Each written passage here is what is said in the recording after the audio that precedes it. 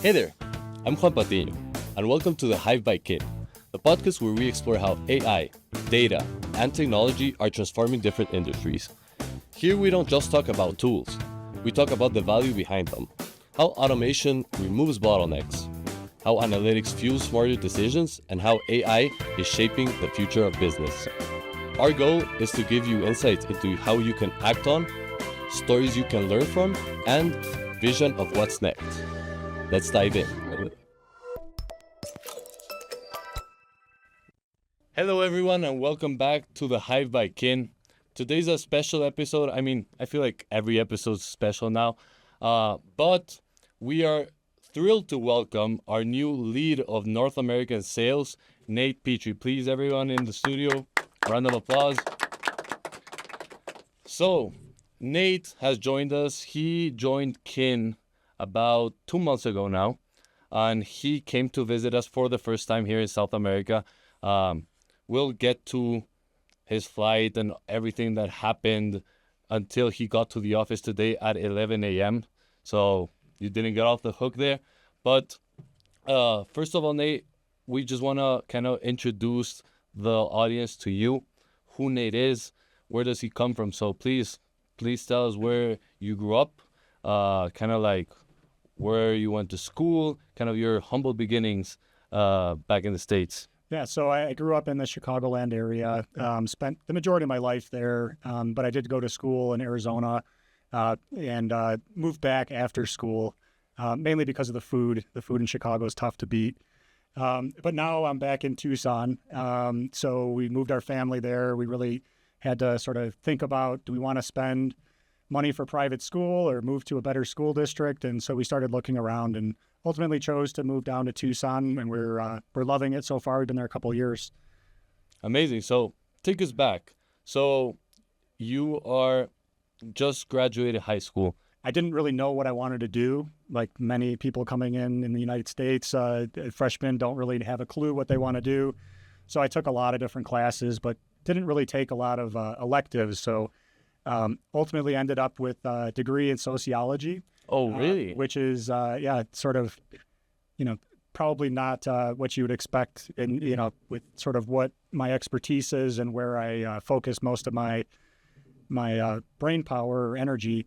But it sort of just looked at, getting out of college, and I'm the first person in my family to graduate college. So, it was a bit of a big deal for that. And I just wanted to sort of figure out how could I finish sooner than later. And I looked at my credits, and since I had taken all these sociology classes in my early years, it just made sense. I could finish and I'd be done in a year if I took the degree in sociology. But I focused on environmental science. I took lots of business classes, anthropology, so really did the gamut of, the undecided university student. And when it came down to looking at my credits, it was just the easiest route out of there. It's the real world. First of all, congratulations. I didn't know that you were the first member of your family to actually finish college. So that's a big congrats on that. And then sociology. So straight out of school, you finished your degree, kind of like got out of there as quickly as possible. What was your first job? It was a really tough time for careers. So this was back, I'm an age myself, but back in the early 2000s. And now I think there's a lot more the mentality in the corporate world of let's hire people straight out of college. We want them so we can mold them into, who we want them to become. For them to have a career in the company, so right? When I was looking for a job, it was everybody wanted 2 to 3 years experience minimum. You kind of had to know somebody to get in really anywhere. So my first job out of college was at a repossession firm. For this industry that we're in, I got to see sort of what happens when things go bad, right? And it's that whole side of it, the collections and all the fraud. It was super interesting to me. I was going to say that. So even straight out of college, that was your first kind of experience already in equipment finance, right? But not like the front end of things, but as you said, the back end collections and what happens if someone were not to pay or go into default, right? You were the guy taking their asset, vehicle, whatever the case may be, and bring it back, right? And it was always interesting doing commercial repossessions in particular, because with the cars, right, you just go out in the middle of the night and you cut keys before you go and you take the car. When it comes to like commercial repossessions, we're going to get a $1 million diamond saw in some office somewhere. We can't just go pick that up, right? We need forklifts. We need a couple semi trucks. So it'd get really interesting, and we get really limited information from the lenders usually. So we get this diamond saw order, have no idea what we're getting ourselves into, go knock on the door, and they're like, yeah, go ahead, take it. Good luck, you know? Any interesting stories there of repos? I remember you once told me that kind of doing that in Chicago, especially like if you go outside the city or even in the city, you kind of like get dirty looks, kind of people look at you like, oh, you're taking my car. Like, who do you think you are, right? There's Do you have any like... some interesting times on like the south side or the west side in some rough areas. You know, you try to go, they call it shift change. So when the drug dealers, you know, they switch shifts, that's when you go. Because there's literally people outside looking for tow trucks, and they'll call all their friends to come and block you on the road. They know you're there to take a car, and it could be, you know, somebody's relative or something like that. So you generally try to go 4 or 5 in the morning to avoid a lot of the, you know, the foot traffic and some of the bad areas. But really for me, like what was most interesting was always the fraud cases. There was 2 cases. One where this person was doing lease buybacks illegally. So basically, if you had like a BMW and you'd come in and you'd say, I want a Mercedes, they'd say, okay, no problem, we'll put you in a new lease. That you'd pay them instead of the original finance company that you bought your BMW with. And he would never pay. He wasn't paying your original note.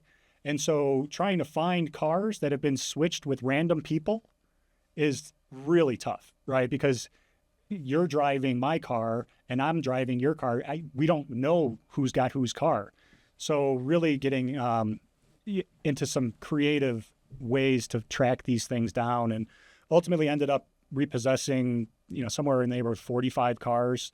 The initial strike, we had multiple agencies all coordinated, and we had, you know, 10 tow trucks and came and took everything that was on the lot. But then there was still a couple dozen cars out in the world somewhere, and you're talking Rolls Royces and, you know, high-end BMWs. And so when, you know, they finally caught up to this guy, it was interesting. Wow. So, And then you finish your first job. How long were you there? That was kind of your intro into equipment finance, kind of the back end of things. When did you finish that job? How long were you there? And what was next? So if, you know, folks in the listening to this may remember the how bad things got in, you know, 2008, 2009 time period, and particularly with repossessions, we were hit pretty hard because the new volume coming in had died, right? You kind of think, oh, well, repos probably did really well during the recession. Well, actually, we relied on new cars being sold every day, and then getting those orders, you know, for the defaults. And when they stopped putting cars out during the downturn, really our business slowed. It was compounded with increased fuel prices. There was fuel hikes around that time. Really sort of all of the different aspects kind of came together at the same time and really made the repossession industry tough. There was large auctions coming in and controlling some of the ordering, and they undercut pricing. So really this perfect storm for the repossession industry, and they were really struggling. And at that point, I had applied for a position at PayNet and started interviewing, and they told me they were going to close the repossession firm. So it all sort of aligned and, you know, worked out for me. But went from there to sort of working in data and focused mainly on the data side of things. Okay, so 2008, 2009 kind of stars aligned. You were closing down the repo firm, applied at PayNet, got the job. You started in data. Was it always commercial side of data analytics, or? PayNet is 100% focused on commercial. You know, they do have some sole proprietor type businesses in there, but it is 100% commercial. And that was when I first started. I was working as our PayNet direct liaison. So that's our system-to-system connection. Helped our different partners set up those connections and worked with customers that were going to pull reports automatically through their systems and whatnot, and really gave me a good foundation for all of the data that we had available at PayNet, because ultimately I, was in charge of the programmer's guide, for example. So I had to know all the data elements, everything we had, including, custom score variables and what went into those. And I had a great mentor in that position as well, who helped me really get up to speed very quickly. And I think I, made some positive impact there. And they, at that point, a couple of years later, asked me to help form the credit scoring team as they were looking at doing that. So before we get into kind of the credit scoring side of things, you were a data liaison. What did that look like back in 2010, 2011? Because I'm kind of thinking of how it looks now, and I don't think much has changed. Of course, technology and the speed of which you may access the data and such, but I feel like some of the companies still use kind of legacy systems, and it's way more like it was in the early 2010s than like what you listen to, APIs and AI, machine learning, and different systems, right?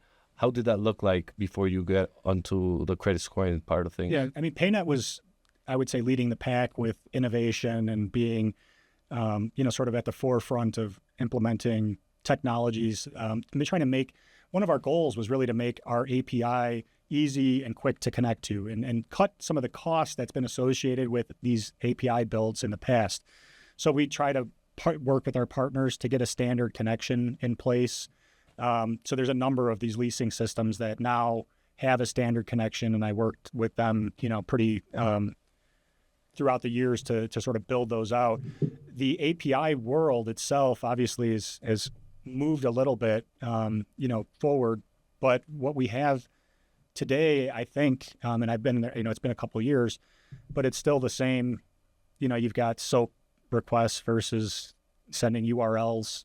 So we did some enhancements, but in essence, it's all really not much has changed with APIs. But what has changed is how many companies have access to data through APIs. And that's a result of both what we did at PayNet and the different systems that are out there, and clients demanding that from their partners. Because if they are not asking for it, that's what drives this industry, is when a client asks for things, because, nobody wants to do things that we think are going to benefit the industry. We're all sort of looking for direct feedback. So that's, for example, when we built our SOAP connection out, we had clients that were asking us for that, and they needed that to make it easier for them. And of course, the access to data nowadays is even more prevalent. Everyone needs data to make better decisions as well. And that's kind of how I'm guessing you moved on towards the credit scoring side of things and PayNet. So what did that look like? I know that it wasn't like fully automated credit decisioning and advanced statistics and using different languages like Python or R to model out and get the answers. How did you guys do that back in the early 2000s, maybe mid 2010s? So if I'm talking about it from like an industry perspective, I would say they created the scoring team to sell our master score, because master score was, we felt, very predictive for the industry, but not as adopted as we knew it should be. So we wanted to really increase adoption rates. And before we do move on, can you just clarify what the master score is for those that may not know? Sure. So it's in essence, they're the proprietary credit score that commercial credit score that PayNet offers.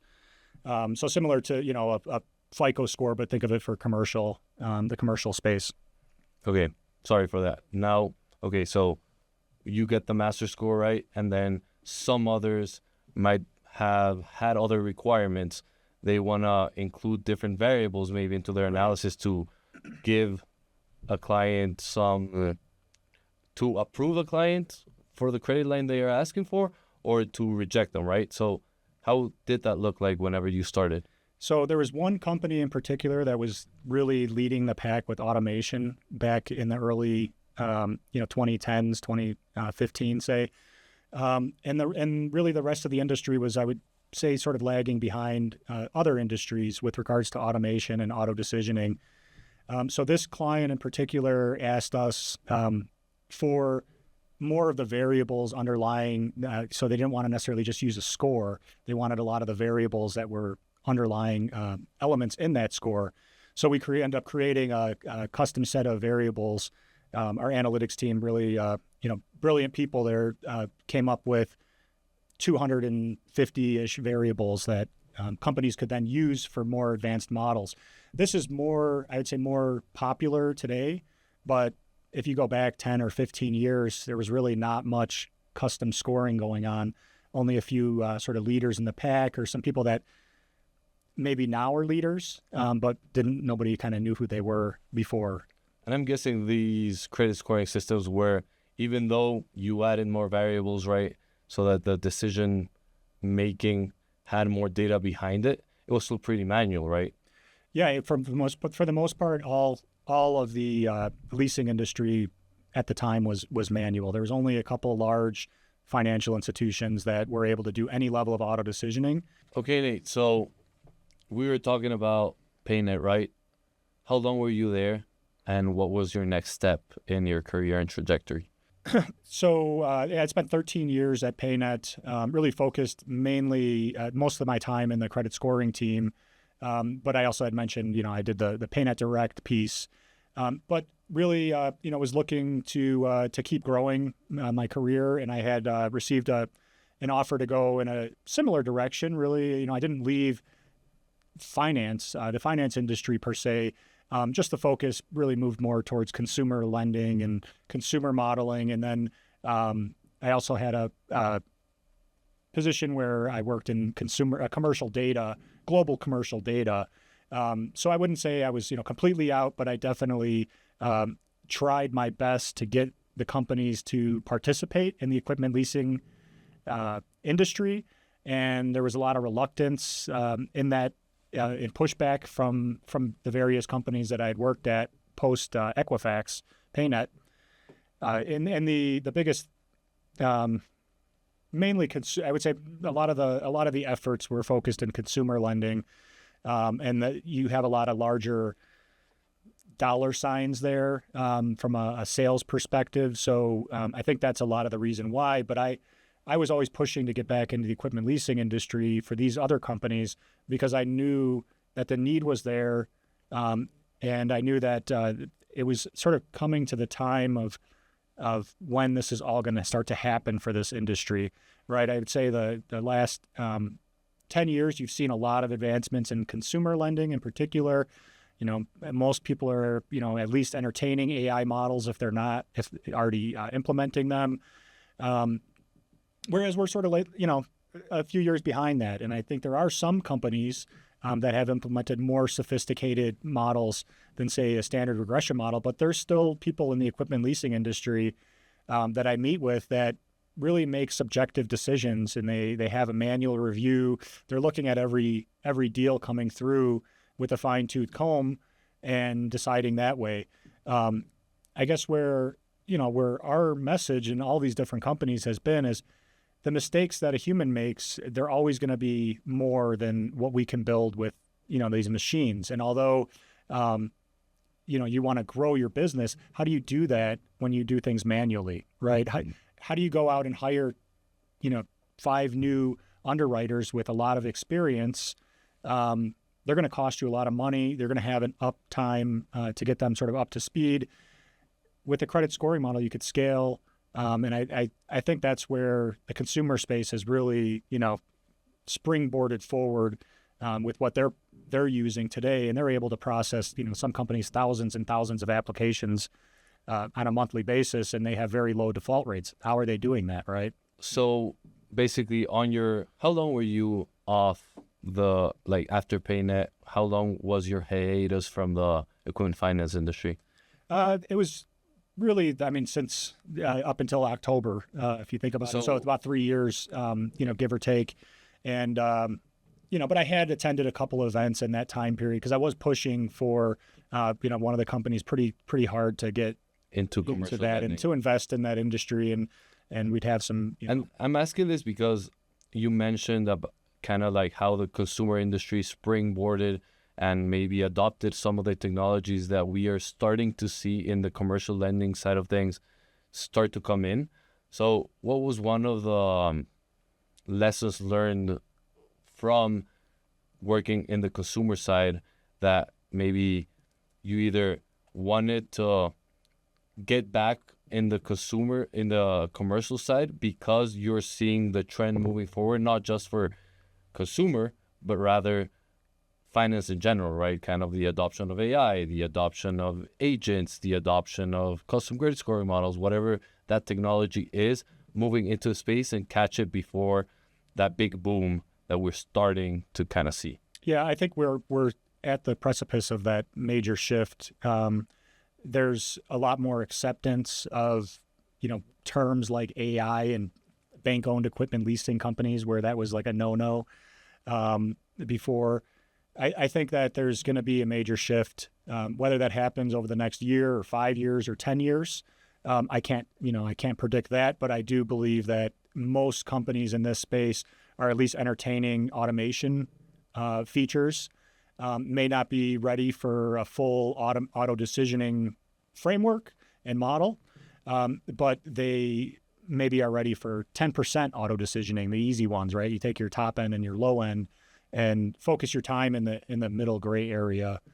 I think that's a very common thought process today, is to really look at those tail ends, start there, but all of that's driven by scores, right? And I think what I saw in consumer, and I think we all saw, is that during downturns, right, your off-the-shelf credit scores tend to degrade, and they could happen at the lower end of the spectrum more significantly. So lower scoring borrowers during a downturn are going to have a higher uptick of defaults than, say, your top rung, where you don't even really see an uptick.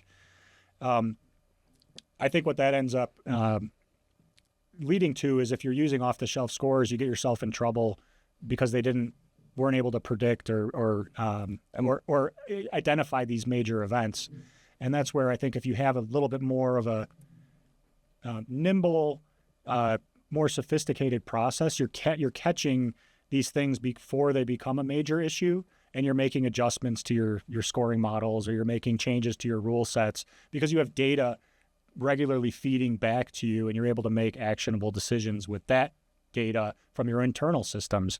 And I'd say that's also another big shift in the industry today is, historically companies didn't store their information. This is gold. Data is gold of the future, right? This is if you want to store as much data as you can, that's going to be worth something to somebody one day, whether that's you or another company that's going to buy that. So you're losing out if you're not storing everything coming through the door. And I think that was the biggest eye-opener for me, is how many companies didn't have data on their deals that they underwrote, and moving into new systems and enhanced systems that are able to capture all of those data elements, and maybe not just a handful that they were before.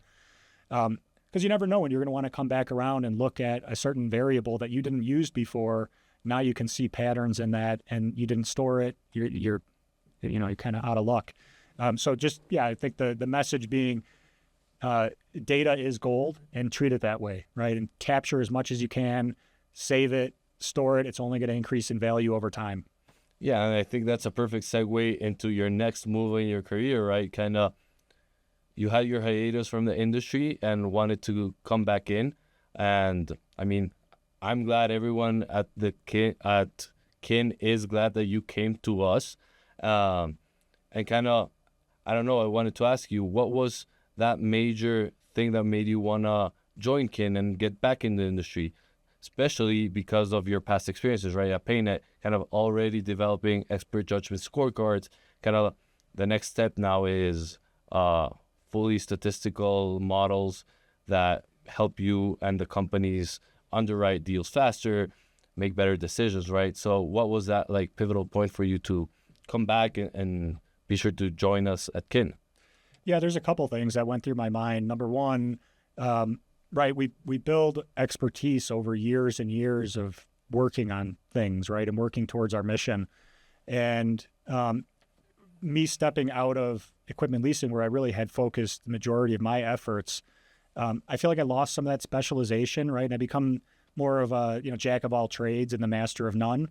And I think for, not only for my career, but for my my personal knowledge, being able to apply that where I've had that experience, I think is a big portion of why I wanted to get back into equipment leasing, to keep that expertise that I've built up going, keep some of that momentum that we had with our mission at PayNet to bring credit scoring to the next level, to help companies kind of get to that next step in their journey of digitization of their credit process. So ultimately, I wanted to be, back in the industry. I'd heard about Kin. I'd known Kin since for a long time.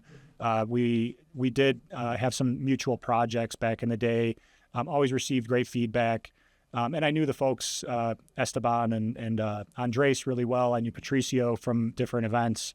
And just, I had a great experience with, number one, with the customer feedback that we had received at PayNet, as well, just what I thought you guys were working towards, I think aligned very closely with what I wanted to also sort of, apply my expertise. And that's, like you said, it's the next step, right? Beyond expert scorecards is taking into, some sort of a statistical based model.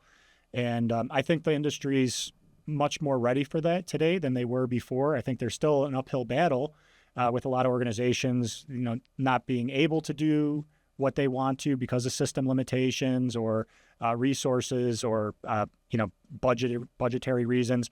But I see now more than ever, I think people are in this industry are going to start making those moves, because if they don't, then the people that do sort of leave them in their dust. Yeah, and what you highlighted beforehand, right? Kind of data is gold, and at Kin we use data to extract the maximum value of it and tell stories through the data in order for everyone to make a better decision.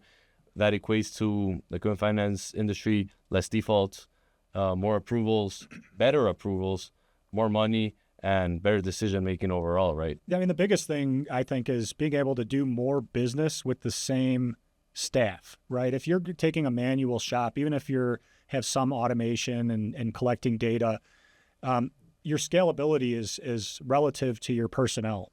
And that's where I think the biggest benefit is, you're going to get some deals that you would have said no to before, and those are going to perform well, and you'll make more money in that case, and you'll avoid some defaults.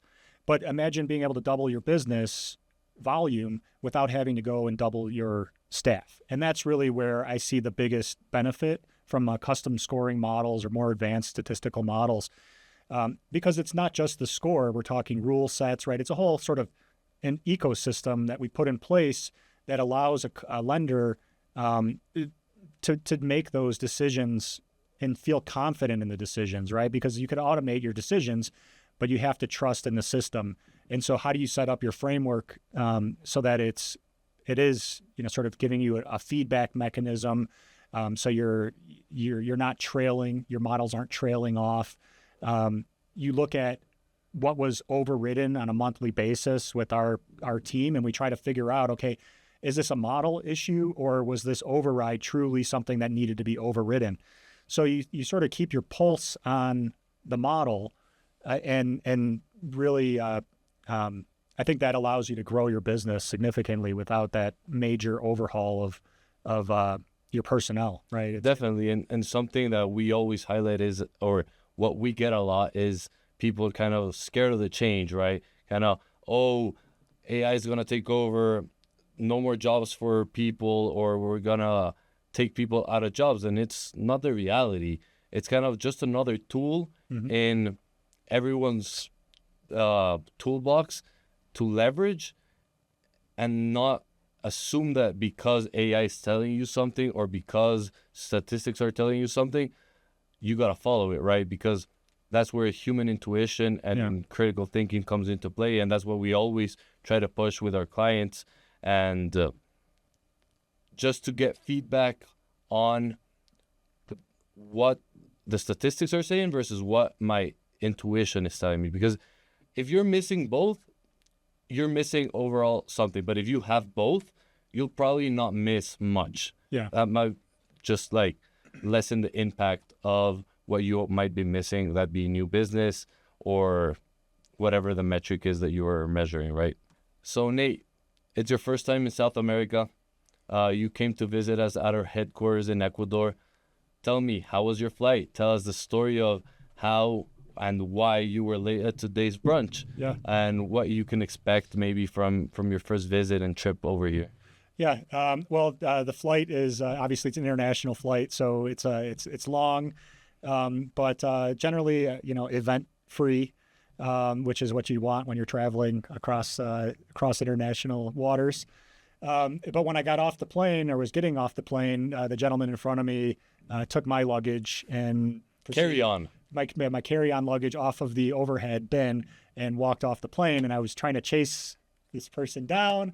And he ended up going home with my bag and came back and brought it back to the airport. So I was able to get it today. So, but it's, the airport here in Quito is about an hour from our office. So, I had to spend a little bit of time to. I mean, that's not the welcome you would expect or want. But I mean, you got here. It's not like a full travel day without its happenings in between, Yeah, exactly. It was pretty uneventful and pretty relaxed. And what have you thought of Quito up until now? I know that you haven't been, well, actually you have toured a lot of highways, going to the airport and coming back, maybe walking around the office.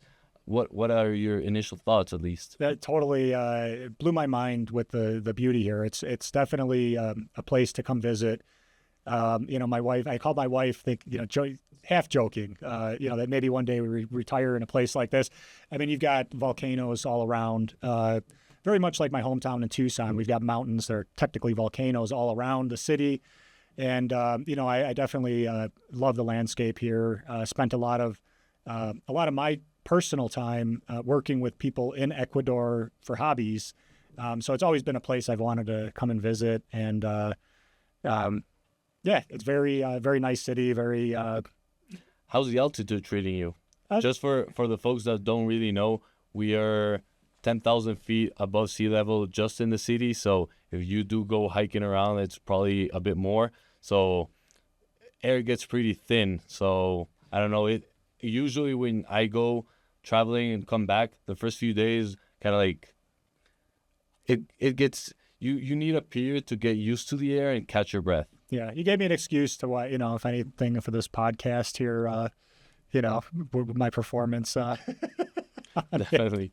But no, I would say the altitude here is definitely can impact people. I went to school in Arizona at 7,000 feet. So I saw, a lot of the folks that first came up and some of the impact it had, mainly just drinking lots of water, trying to keep hydrated. I had a little bit of a headache earlier, but taking deeper breaths and trying to make that go away. Make it through the first day and then you'll be fine. But it is definitely, we're pretty high up there. And it's like Breckenridge. If not, tomorrow we have like a party bus that's going to help you catch your breath. And then Friday we have the company Christmas party. So that's going to be really fun. You were mentioning that kin and your first visit in Ecuador isn't your first actual interaction with Ecuador. I do know this, but maybe some people are interested in this. Why did you kind of have a connection with Ecuador beforehand? You mentioned some hobbies. Can you please enlighten the listeners and the rest of the people here in the studio to what that hobby was? Yeah, so to make a short story long, my family and I were at a reptile show back in I would say just before, just around COVID. And we saw these frogs that were in these display cases. They were bright blue and yellow and all these magnificent colors. And we ended up coming home with a tank in a frog. And after that, it sort of started an obsession. And it took over a portion of a room in our house. We had a number of tanks. I was at one point, breeding the frogs and vending them. I created a marketplace for the frog industry to be able to sell frogs of their own. And it was a lot of my attention was given to that part of the hobby. But it also, and to mention, most of these frogs do not come from Ecuador directly, but to neighboring countries, because Ecuador is very protective of its fauna, just like Brazil, where no animals could be really exported for the commercial trade. But where I did have a lot of interaction with Ecuador is in the plant side of that. So we also propagated and sold plants to that industry, the frog industry, dart frog industry, and then as well just the plant hobbyists of the U.S. during COVID. I was importing a lot of plants from Ecuador and cutting them into multiple pieces, growing them for a few weeks, and then selling them for a pretty nice profit. Once people started going back to work, they stopped taking care of their plants and they stopped buying their plants, and so all those things, you're stuck in your house just like we were, and looking for things that we can do to pass the time inside, and really captivated my attention for a while there. And we don't have any tanks now in my new house, not yet, but I plan on maybe this visit is the catalyst to coming over in 3 months time, and then you kind of pick something up and bring it to the States. Yeah. So we're kind of wrapping up. I do have some quick fire questions for you right here. You could expand on them or not. So city life or countryside? Countryside for me. I grew up in a city. I realized probably in my 20s that I really enjoyed being out in nature. Went to school out west in mountainous areas, and I love the mountains. So I don't know about a countryside, but certainly rural. And we live pretty far outside. We're in Tucson, but we're pretty far on the outskirts. Reading news or listening to podcasts? I read the news every day. Yeah, it's not like my grandpa with the newspaper, but I do on my phone have Google News every morning. Coffee first or emails first? Well, I don't drink much coffee, so it's typically I run to the computer and hop on, log in, check my email, and maybe get a cup of water. But I don't drink any coffee. So. Morning meetings or afternoon meetings? I like morning meetings. I feel like I do much better. I feel like I'm more sharp in the morning. Obviously not too early. I did have some positions in my past where I had to get on calls at 4 a.m. and talk technical, and that's always a little tough. But I think generally in mornings are better for me. And then team sports or solo sports, or no sports? I like to play sports more than I like to watch them. I'm not a big fan of watching sports, but I will go to events. Being sort of newer to the Tucson area, we've been to a few football games. My oldest son is now playing football in high school, and he has this interest. So we are taking advantage of that proximity to one of the what I would say one of the better teams in the country, at least this year. I also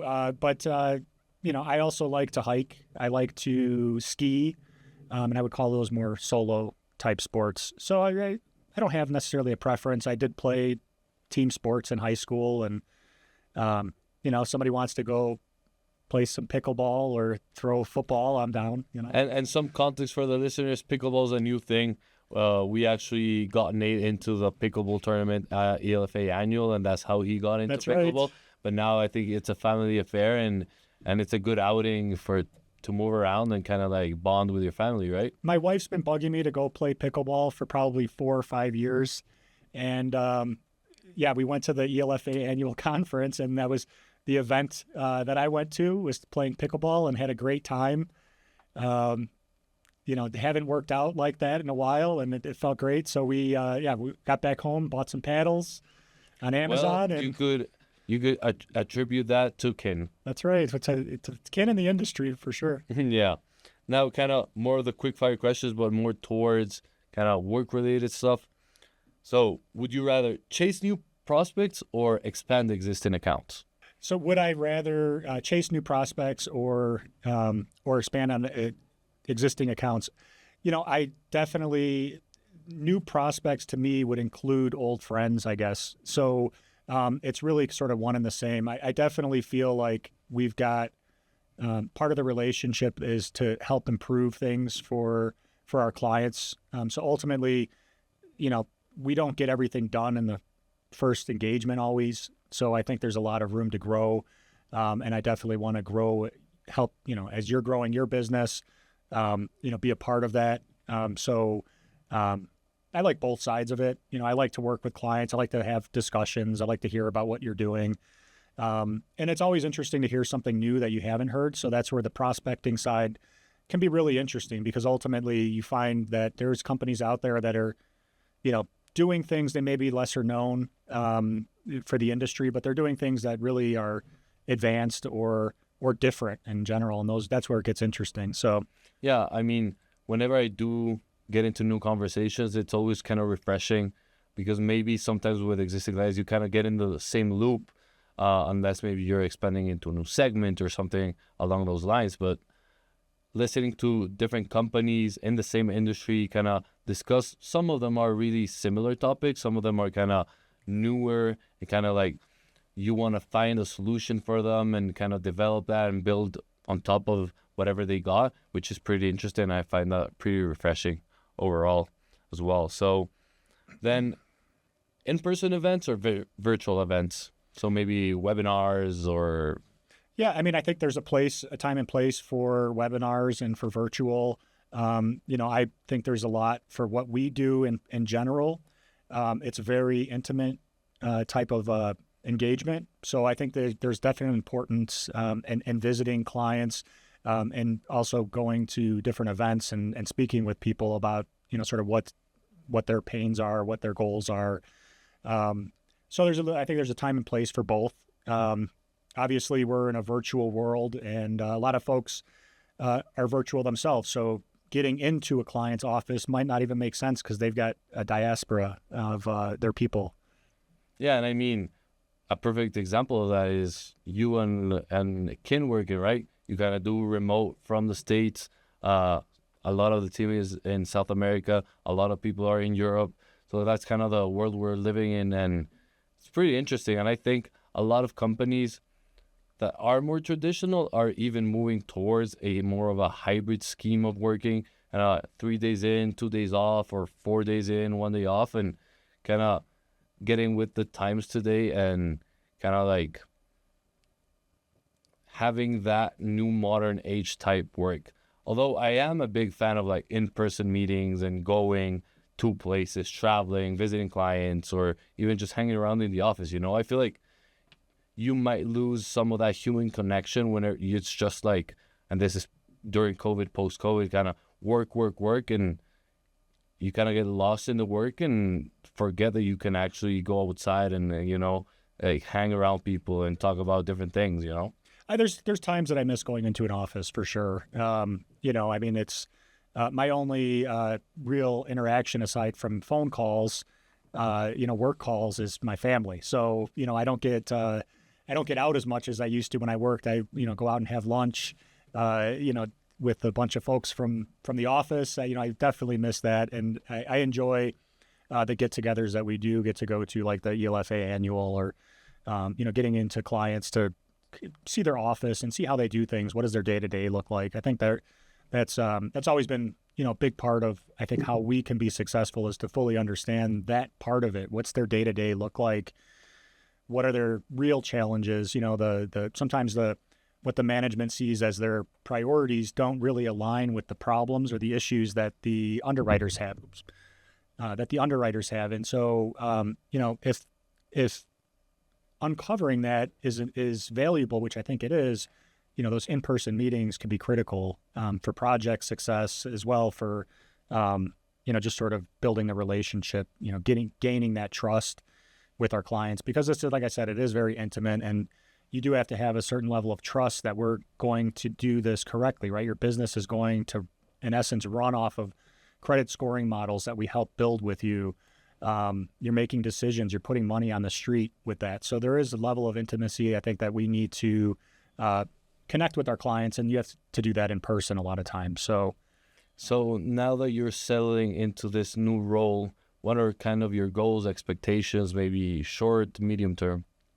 Yeah, I mean, I think one goal I could say is I want to see at least one equipment leasing company build an AI model in the next couple years. I know that I think there's a couple like sort of AI models out there, but I'm talking something machine learning where it's improving on it. We're in control of that portion of it, but it's giving you that feedback mechanism, and you're making improvements on a much more rapid basis than you've seen. Equipment leasing, the average that I had always heard for model redevelopments, 7 years.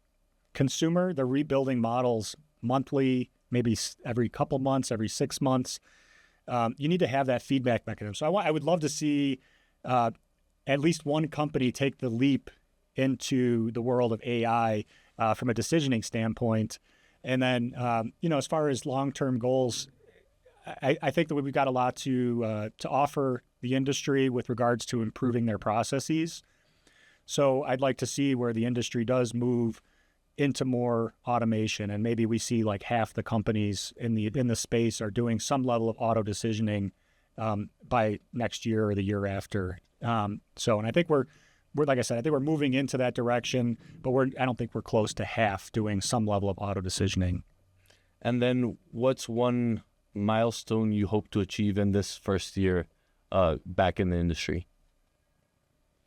Would it be kind of to implement this model you're thinking of, like fully AI model rather than more of a decisioning system, automated decisioning system, statistical decisioning system, or what? Yeah. Maybe onboard 5 new clients? I don't know. Yeah, maybe for a milestone, because we're doing more than just credit scoring at Kin, right? We have a lot of really fantastic tools to automate that front end process. So, seeing and working with a company to do a full implementation where you're able to do auto decisioning because you're collecting the data automatically, you're parsing that automatically, you're running through your checks and balances automatically.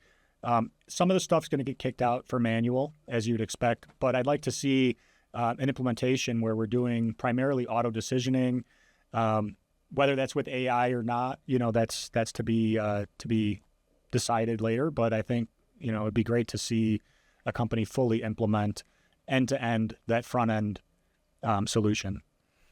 Well, I think what you're mentioning is what we, at least at Kin, hope for in the coming years, and I think where the industry's headed for sure. I think that's it from my side. I don't know if you want to add something else, for, like one key takeaway for listeners that might be hearing us and maybe don't know what's the first step to take into kind of getting into this world. What would you recommend them? Yeah, I think, go into it with an open mind, number one. Number two, you don't have to do everything all at once, right? So think about this as more of an improvement process where, every year you're making advancements and enhancing certain aspects of it. So it doesn't have to be a complete overhaul. I think some people may need that, but for the majority of our clients, right, it's how do we get you to that next level? We're not trying to get you to the moon, but how do we get you to that next level and provide the support to get you there? So don't be afraid of change. I think the biggest improvements that you're going to see are going to come in the next few years, and they're just going to come in the way of automating your processes. Amazing. That's a great message. Hopefully our listeners take that into account. And if you do need something, be sure to reach us. I think that's it from my side, Nate. Thank you so much for your time. Thank you for making it to Ecuador and actually making the recording in person. It makes it way more fun, at least on my end. And yeah, thank you so much. Yeah, thank you.